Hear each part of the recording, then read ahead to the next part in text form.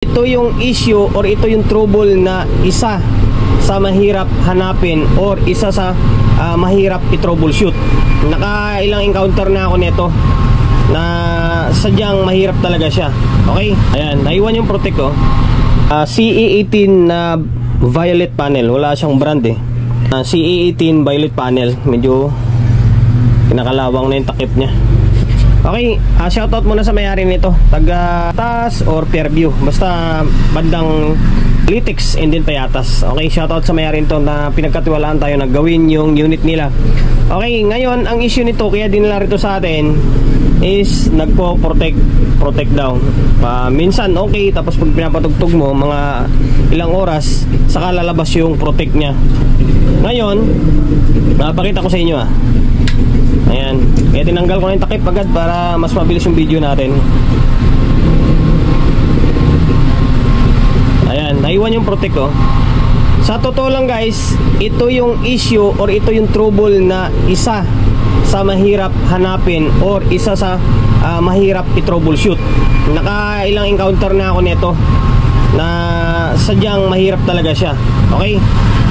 Ngayon, kung bakit naka-protect yan, dapat may sira yung preamp or basta may mga sira na MOSFET or transistor. Ito naman, good or working yung amplifier nito. Working. May bias siya, normal. Pero, nagpo-protect pa rin. Okay? Ngayon, ipakita ko na ganun nga yung issue. Dapat, kung may problema yung amplifier stage nya, dapat pag binunot mo itong main supply nya, dapat magno-normal yan. Magno-normal dapat yung protect dito. Mawawala dapat yan. Ngayon, tingnan nyo. Binunot ko Yan, binunot ko. Ayan, kung mapapansin nyo, yung channel 2, naka-normal, and then naka-protect pa rin siya, diba? Naka-protect pa rin. Okay? Naka-protect pa rin siya. Ibig sabihin, ang problema, wala sa may amplifier stage. Maari dito sa may relay section. Okay, nasa relay section. Ang tanong diyan kung saan banda, di ba? Ngayon, ibabalik ko muna ito. Balik natin tapos magsukat ako ng bias, di ba? Para makita nyo kung paano ako magproseso ng paggagawa nito. May mga ilang na ako nagawa nito kaso hirap na hirap din ako kung paano ko na troubleshoot. Ngayon, volume natin ulit. Ito yung channel 2, siyempre automatic good to. Hindi kung may problema yan, fault yan, ilaw yung ilaw dyan. Kaso wala naman eh. Balistad. Ito natin. Ito siya, nasa 0.26 lang yung bias nito baba lang Okay, nasa 0.26. Goods, yung channel 2. Ngayon, ito yung channel 1. Same lang mapapansin nyo. Diba? Same lang yan Channel 1 and then 2, 0.26. Pero naka-protect. Okay? Yan ang problema dyan. Ngayon, simulan na natin pag-troubleshoot. Ang usapan dito is i-repair and then i-fix bias yan. Once na dinala rito sa akin yan, automatic request dyan is fix bias agad yan. Ngayon, baklasin ko muna ito. Channel 1. Tapos i-troubleshoot ko. Okay? Baklas ko yung dalawang board or dalawang channel kasi bali pagkukuhanan ko siya ng ideya. Hindi, meron ako napansin. Ito, supply lang ng relay yung ginabit ko. Ito, and then ito. Yung ito, wala siyang halos delay. Pag switch on mo, automatic, nagtitrigger agad to. Ito naman, is may delay. Ito yung tama. Okay, on natin. Ayan trigger agad siya Ito yung may delay. Ito, wala. Halos walang delay ito. Ulit. Ayan magatik agad siya. Ito may delay. Ito yung tama, ito yung may problema. Dapat may delay na konti ito. Ngayon, ayan, hanapin ko yan kung ano yung pinakasalarin yan para kahit papano may idea kayo in case na ma-encounter nyo yung ganito klaseng unit. Okay?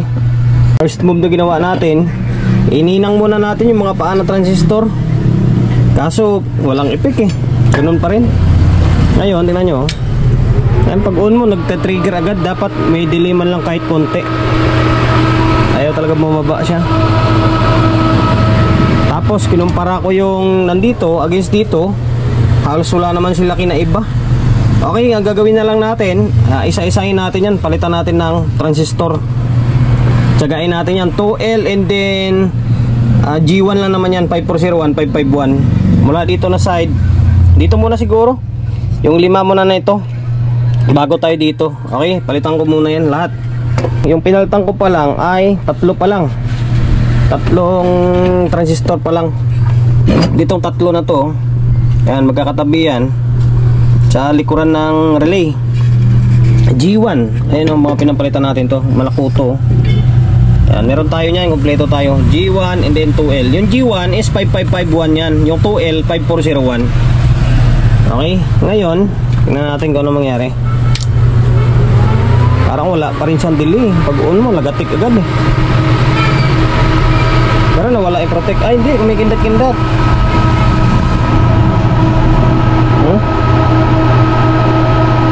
Okay. Okay, hanap pa tayo. Palitan pa natin yung iba. Baka yung iba may problema pa. Yan lang, unti-untiin lang natin hanggang sa makuha natin. Wala, hindi naman madadaan sa biglaan yan eh. Ano naman, ang pinalitan natin na kasunod ay itong dalawa na to. Yung una, pinalitan natin 3 na yan. Yung 5 na to is 5551 yan, G1 or 5551. Kung wala kayong SMD na ganyan, pwede naman yung ipapalit nyo is 5551. Kaso nga lang, silipin nyo muna kay parang gagel yung pin out nya or yung pin. Kasi ititwist nyo yan, magkakaiba yung pin nila nyan. Okay, ayan, pinalitan natin 2 na to. Ito siya, yung mga kuto na yan dyan, oh. Okay, kailangan matyaga kayo dyan. Kailangan may tweezer kayo. Pag wala kayong tweezer, may hirapan kayo mag palit nyan. Ito tweezer na to, oh. Ayan, madali mag baklas kasi kutkutin mo lang. Pero ang pagbalik, kailangan may alalay kayo nito. Tweezer tawag dito. Okay, yung iba naman chani, pero hindi chani yan kasi matulis eh. Tweezer tawag dyan. Ayan, pinalitan na natin yan. Ngayon, ito magiging kalabasan. Tingnan natin. Sana maging normal. Okay, may delay ng konti. May delay na ng konti yung relay. Normal na siya, oh. Wala na, oh. Diba? Wala na. Ngayon, pagsabayin nga natin isa. Sana yun lang. Mamaya mag-look po pa ulit eh.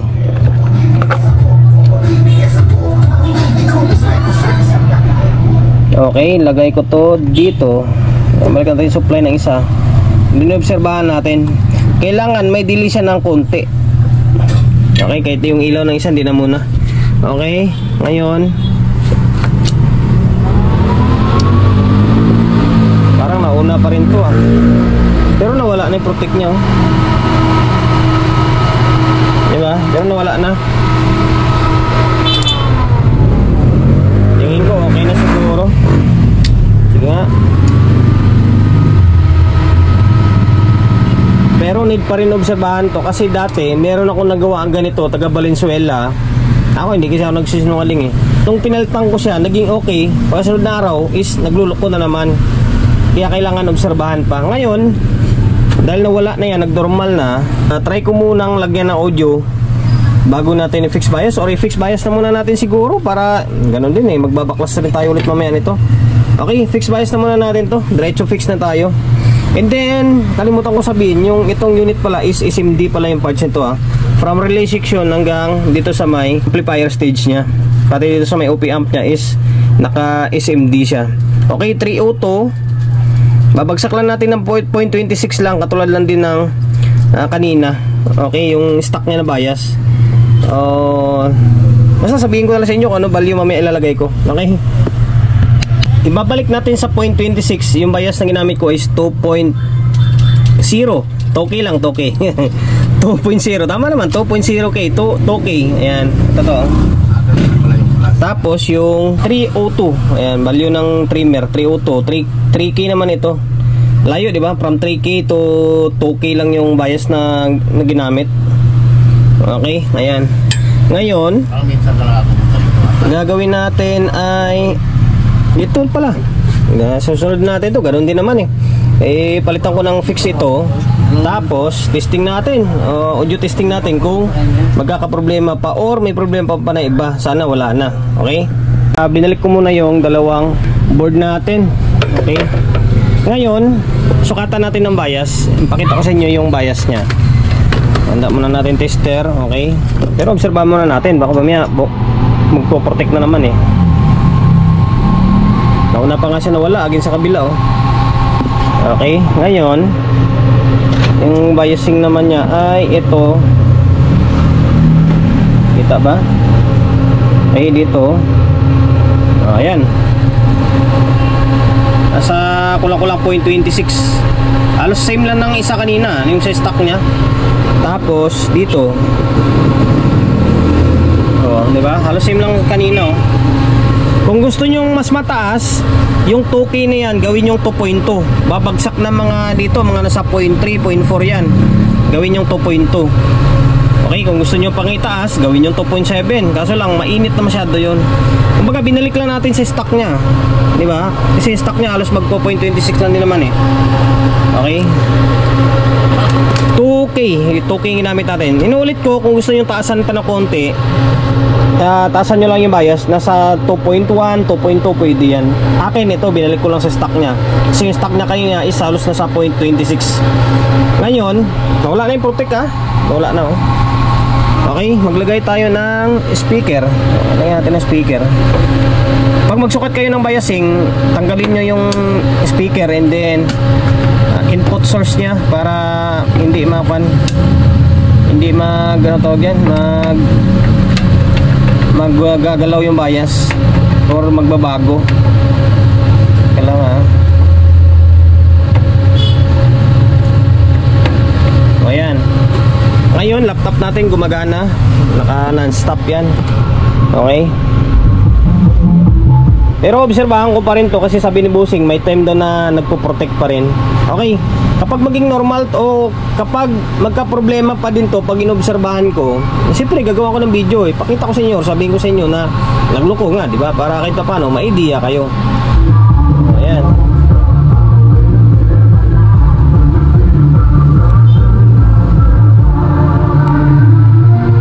Okay ah, working siya ah.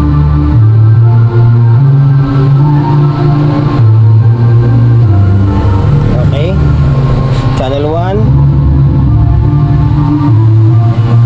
Channel 2, okay na, goods na. Ngayon, gagawin ko na lang dito ay lilinisin syempre. Walang sa linis pa, medyo marumi na.